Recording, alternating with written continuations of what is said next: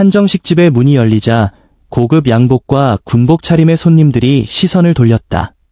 낡은 점퍼에 간소한 바지, 단정히 묶은 머리. 여성은 조용히 걸음을 옮겨 구석자리에 앉았다. 그 순간 식당 한가운데서 굵고 거친 목소리가 울렸다. 아, 저런 거지 같은 것도 여기 와서 밥을 먹네. 김태현 중령이었다. 25년 군 생활을 자랑하며 늘 계급을 방패 삼던 남자. 그의 옆에는 부하 장교 5명이 술잔을 기울이며 앉아 있었다. 잔뜩 달아오른 얼굴, 눈빛에는 오만이 번졌다. 중령님, 정말 볼품없네요. 부하의 맞장구에 웃음이 터졌다. 그 웃음소리는 칼날처럼 여성의 등 뒤를 스쳤다. 여성은 아무 대꾸도 하지 않았다. 메뉴판을 펼치고 차분히 주문을 건넸다. 마치 이 소란이 자신과는 아무 상관없다는 듯. 그러나 그 침착함이 김태현의 화를 키웠다. 야, 저 여자 우리 무시하는 거 아니야? 이렇게 떠드는데 꿈쩍도 안 하네. 목소리가 높아졌다. 주변 손님들의 표정이 굳어갔다. 한 잔, 또 한 잔. 술기운에 부하들도 대담해졌다. 그들은 하나둘 자리에서 일어나 여성의 주위를 에워쌌다. 군복 속 계급장이 은빛으로 번뜩였다. 여기 장교들이 회식 중이거든요. 다른 데로 가시죠. 눈치 좀 보셔야죠. 분위기 망치면 안 되잖아요. 여성은 그들을 바라봤다. 짙고 깊은 눈빛, 그러나 흔들림 없었다. 저도 손님입니다. 왜 나가야 하죠? 그 한마디에 식탁이 공기가 얼어붙었다. 김태현은 자리에서 벌떡 일어났다. 굵은 손가락이 여성의 얼굴을 겨누듯 흔들렸다. 내가 누군지 알아? 난 김태현 중령이야. 여기선 내가 법이야. 그때 여성의 입술이 천천히 열렸다. 그렇군요. 하지만 오늘 밤 그 법이 얼마나 취약한지 알게 되실 겁니다. 그 순간 침묵이 무너졌다. 박소영은 본래 화려한 자리와는 거리가 먼 사람이었다. 경남의 작은 어촌 마을에서 태어나 바닷바람과 함께 자란 소녀. 아버지는 어부였고 어머니는 마을 보건소 간호사였다. 가난했지만 가족은 언제나 따뜻했다. 그러나 고등학교 2학년 여름 아버지가 바다에서 돌아오지 못한 날 이후 그녀의 삶은 전혀 다른 방향으로 흘러갔다. 장례식장 한쪽, 박소영은 다부진 어깨를 한 군인 여성을 처음 보았다. 그 사람은 고등학교를 막 졸업한 그녀에게 다가와 말했다. 내 안에 있는 힘을 키워라. 언젠가 누군가를 지켜야 할 순간이 온다. 그 말은 파도 소리와 함께 평생 가슴 속에 새겨졌다. 대학교에 진학한 후 그녀는 ROTC 장교로 임관했다. 군 생활은 험난했지만 그녀는 물러서지 않았다. 편견은 늘 뒤따랐다. 여자가 무슨 장교냐는 말, 능력을 깎아내리는 시선, 보이지 않는 벽. 그 벽은 높았고 차갑고 때론 가시로 둘러싸여 있었다. 그러나 그녀는 벽을 부수기보다 차근차근 손으로 깎아냈다. 10년이 지나 그녀는 육군 내에서 가장 까다롭다는 헌병 수사과장 자리에 올랐다. 그리고 또다시 10년 뒤 육군 감찰감, 별 3개를 달고 군 전체의 기강을 바로잡는 자리였다. 그러나 권력의 상징 같은 그 자리에서도 그녀는 여전히 현장을 발로 뛰었다. 권위보다는 눈으로 보고 귀로 듣고 마음으로 느끼는 것을 더 신뢰했기 때문이다. 그날 저녁도 마찬가지였다. 청진동의 한정식집을 찾은 건 단순한 저녁 식사가 아니라 비공식 현장 점검의 일부였다. 최근 보고된 간부들의 민간인 무시 행위가 이 지역에서 빈번하다는 첩보가 있었던 것이다. 문을 열고 들어서자 식당 특유의 은은한 조명과 고급스러운 목재 향이 느껴졌다.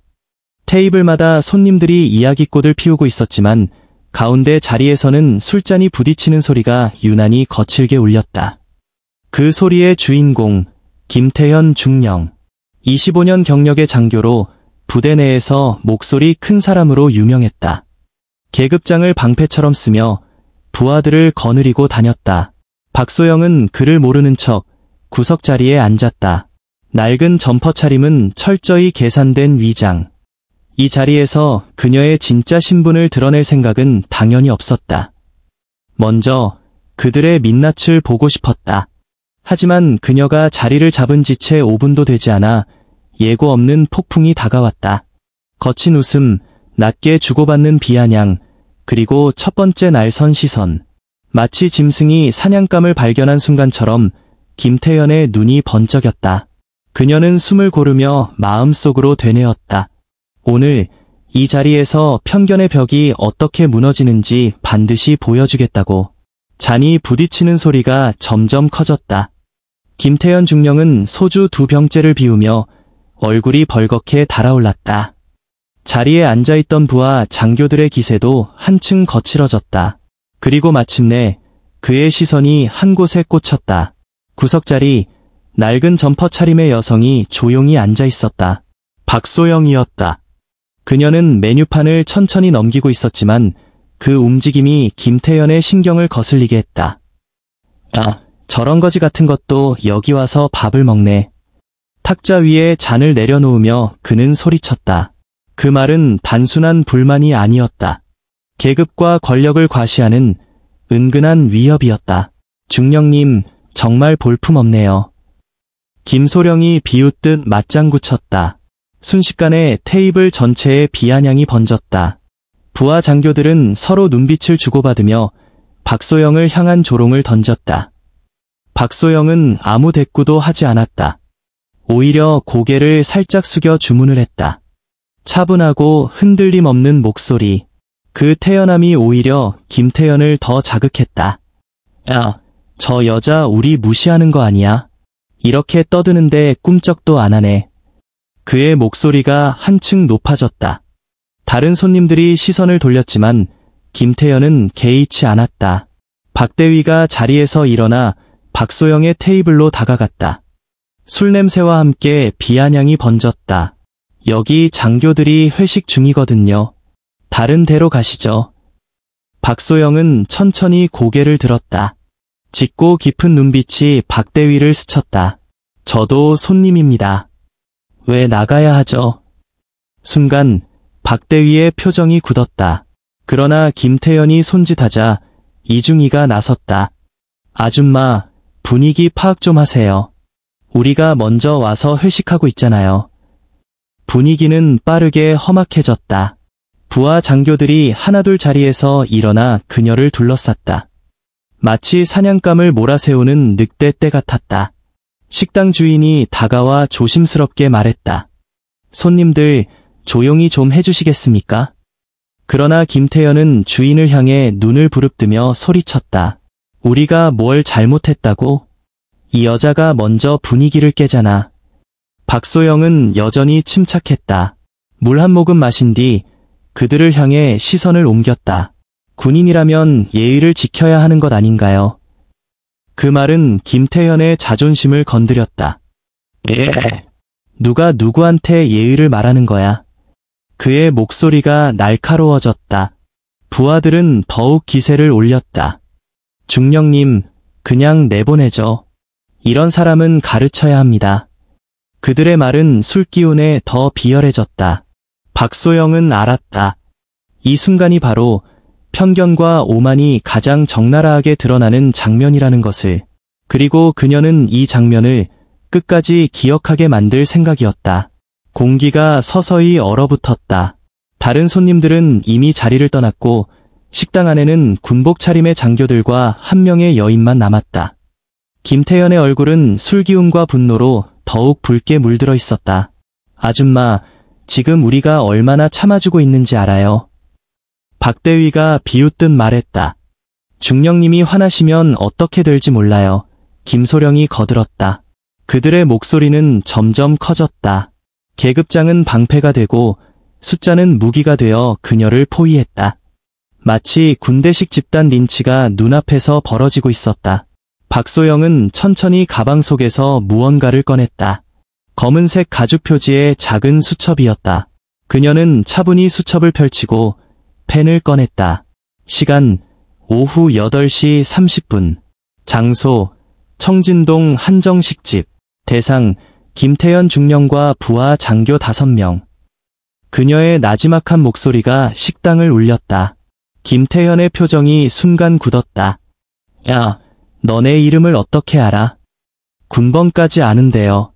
8841이요 맞죠? 박소영의 차분한 대답에 술기운도 잠시 가셨다. 부하들 사이에 불안이 스쳤다. 누구야? 대체 누구야? 그 불안은 곧 두려움으로 번졌다. 잠깐, 어디 가는 거야?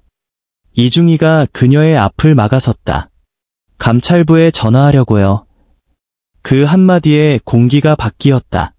감찰부라는 단어는 군인이라면 누구나 두려워하는 이름이었다. 군 내부 비리와 부정을 조사하는 곳. 그곳의 손길은 빠르고 차갑고 치명적이었다. 박소영은 전화를 걸지 않았다. 대신 천천히 수첩을 덮었다. 그리고 김태현을 향해 미소를 지었다. 아직 기회를 드리는 겁니다. 하지만 기회는 오래가지 않아요. 그 말은 경고였지만 김태현은 받아들이지 않았다. 오히려 허세 섞인 웃음을 터뜨렸다. 별걸 다 하네. 그래, 해봐. 내가 뭘 잘못했는데. 그 순간 박소영은 알았다. 오늘 밤 진실을 드러내기 위해서는 더 깊이 들어가야 한다는 것을. 다음날 아침 제7보병사단 전체에 긴급 지시가 내려졌다. 육군본부 감찰감 순시에 따른 전 간부 집합.